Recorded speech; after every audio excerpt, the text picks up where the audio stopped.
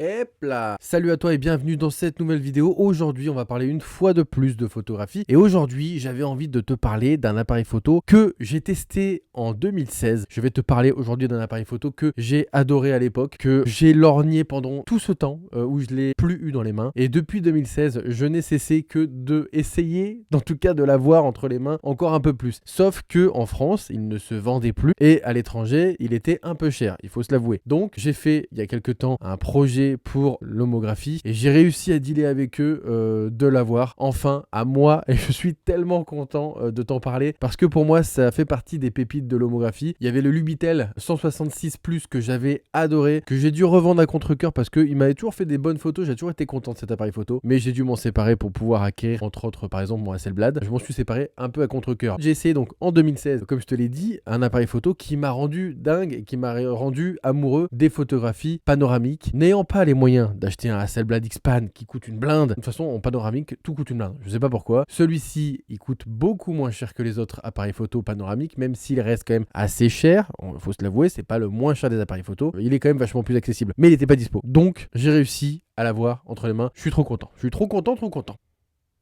Le Horizon Perfect, je suis trop content. Voilà, c'est vraiment une petite bête qui en plus qui a une super bonne bouille. Et c'est donc un appareil photo 35 mm argentique qui fait des photos panoramiques. J'ai pas vraiment eu le temps de refaire des pellicules dernièrement avec parce que du coup il fait pas beau, je l'ai eu en hiver à l'époque pour l'homographie et c'était donc du coup pour tester l'appareil photo. C'était dans l'optique de faire en sorte de faire des photos de skateboard avec les appareils photo l'homographie parce que je fais partie des collaborateurs, on va dire, je pense, réguliers de chez l'Homographie France. Je suis très content parce que du coup à chaque fois c'est des projets qui sont super cool et je suis trop content d'avoir eu cet appareil photo là parce que ça fait longtemps que je le voulais parce que c'est vraiment une pépite en fait. Je te fais vite fait un peu l'histoire que j'ai avec l'homographie. C'est une collaboration qui date depuis un certain temps et pour moi en fait l'homographie c'est pas la toute première marque argentique que j'ai eu dans les mains mais c'est la première marque que j'ai achetée quand je suis arrivé en région parisienne. Et quand je suis arrivé j'ai acheté il me semble à l'époque un Olga 135 et un Fisheye. Quelques mois après j'ai acheté mon premier appareil photo moyen format qui n'était autre que le Lubitel 166 Plus qui m'a suivi pendant plusieurs années, que j'ai complètement rincé dans le sens où je l'ai énormément utilisé. J'en étais très content parce que ça me permettait de faire des photos de portrait que j'ai trop aimé. Ça me permettait aussi de faire de la photo de skate que j'ai trop aimé aussi. Après voilà, j'ai voulu évoluer et prendre un appareil photo qui me correspondait plus, en tout cas qui correspondait plus à ma pratique. Donc je suis parti sur Hasselblad. Enfin, avant de partir sur Hasselblad, j'étais sur Bronica. J'ai un peu tourné un petit peu autour du pot en prenant un Yashica, en prenant un Mamiya et j'ai tout revendu et j'ai acheté mon Hasselblad pour faire de la photographie de skate parce que du coup c'est ce qui me correspondait le plus et ça faisait longtemps qu'il me chatouillait un peu comme ça et du coup j'ai trouvé une très très bonne affaire à l'époque. Maintenant ça peut paraître un peu dinosaure un peu de dire ça, mais à l'époque il y avait des bonnes affaires sur l'argentique parce que c'était en chute libre, plus personne ne faisait l'argentique parce que ça coûtait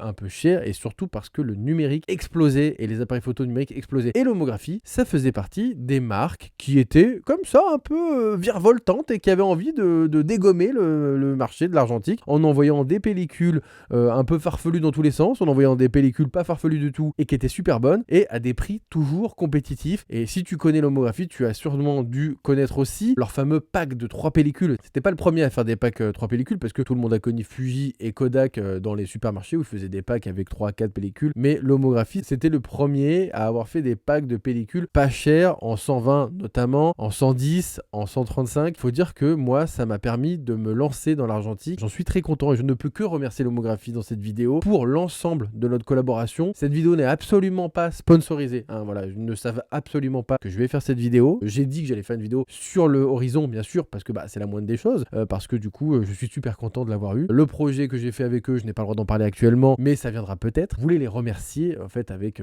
cette petite vidéo parce que du coup pour moi c'est super important d'avoir cette relation comme ça et du coup à l'époque c'était Morgane, maintenant c'est Joséphine, donc je les remercie énormément pour la confiance qu'ils m'ont accordée. C'est pas facile surtout de se mettre en avant dans ce milieu là parce qu'il y a beaucoup de photographes. J'ai la chance d'être dans une niche donc de photographie argentique et d'être dans une double niche comme je le dis souvent de photographie argentique de skateboard. On n'est pas hyper nombreux à le faire même si on est de plus en plus à le faire et tant mieux. Alors voilà, l'homographie Horizon Perfect comme son nom l'indique, c'est pour faire des photos d'horizon, donc de paysage. Ouais, ça n'indique pas trop, mais en fait c'est ça. Donc c'est un dérivé d'un appareil photo qui existait avant, qui s'appelait autrement, je me rappelle pas. Mais si tu es un peu curieux, en cherchant appareil photo panoramique, tu trouveras très certainement l'appareil photo dont a été issu cet appareil photo, donc le Horizon Perfect. Je sais que chez Lomo, il existe aussi le Horizon Compact, qui de mémoire ressemble un peu plus à l'appareil photo russe qui a été donc la base de cet appareil photo. Et comme je te disais au préalable, l'homographie donc te permet de faire des photos 35 mm, donc avec des pellicules 35 mm. Forcément, tu ne vas pas faire 36 photos dans ta pellicule parce que du coup, tu vas faire des longues photos. Je crois que de mémoire, sur une pellicule 36 postes, tu vas faire à peu près 12-14 photos, je crois. Voilà, de mémoire, hein. Il me semble que c'est même plutôt proche des 14 que des 12. J'ai tout de suite accroché à l'appareil photo, même si les photos que j'avais fait avec, je te les affiche en même temps que je te parle, n'ont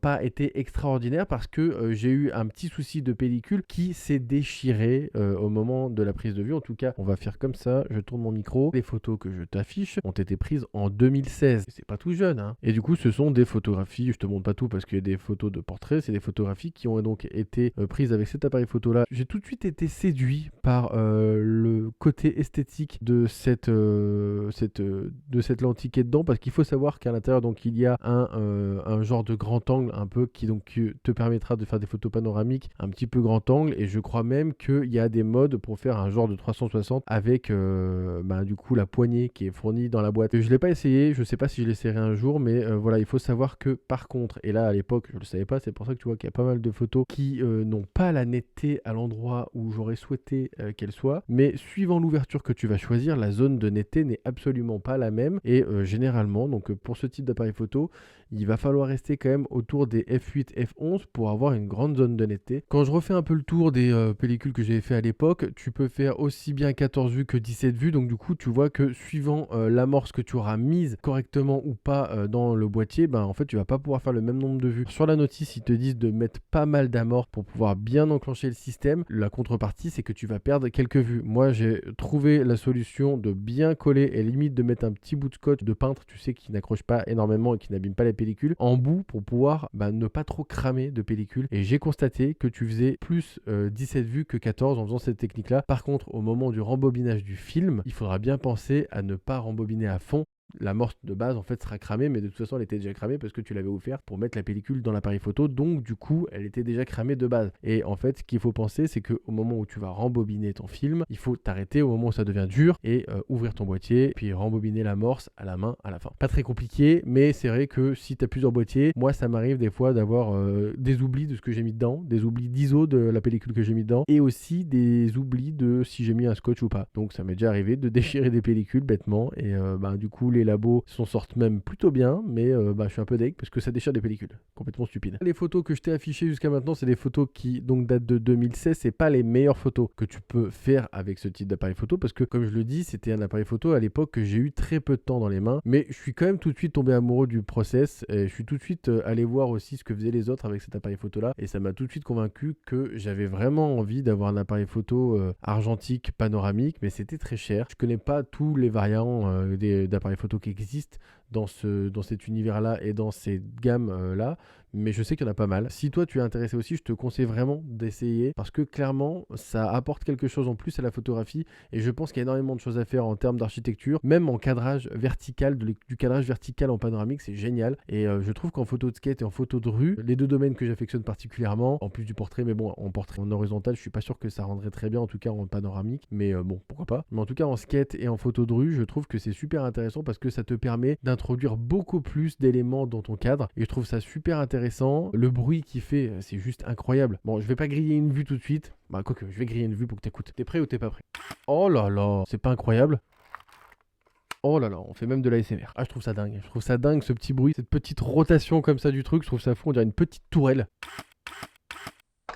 C'est pas du téléachat, c'est pas du placement de produit encore une fois, mais j'adore juste son look, j'adore juste le concept d'avoir fait un appareil photo comme ça. Et oui, l'appareil photo n'a pas la meilleure qualité optique qui existe au monde comparé à un Hasselblad par exemple, mais un Hasselblad ça coûte excessivement cher en panoramique, et je trouve ça dommage. Je sais qu'il y a aussi Fuji qui en faisait, mais j'ai eu l'occasion d'en tester un de Fuji, et c'est sûr que la qualité était dingue, mais c'est une fraction du prix. Donc du coup, faut savoir ce que tu veux, et moi j'avais envie d'un appareil photo qui permettrait de faire du panoramique panoramique à moindre coût et en tout cas de faire du panoramique avec un côté un petit peu comme ça, grunge un peu, même si tu utilises une bonne pellicule dans des bonnes conditions de lumière et que tu l'exposes bien et que tu fermes suffisamment ton diaph, tu as de très bons résultats. Les exemples que je t'ai montrés juste avant ne sont pas du tout parlants dans le sens où j'avais vraiment tout merdé. J'avais merdé la mise en place de la pellicule et j'avais merdé la prise de vue en général parce que soit c'était sous ex, soit c'était sur ex, enfin c'était n'importe quoi. Force est de constater que tu peux faire des très belles photos avec ça. C'était juste une petite mise en abîme de la photographie panoramique, même si c'était pas l'appareil photo le plus connu pour la photo panoramique.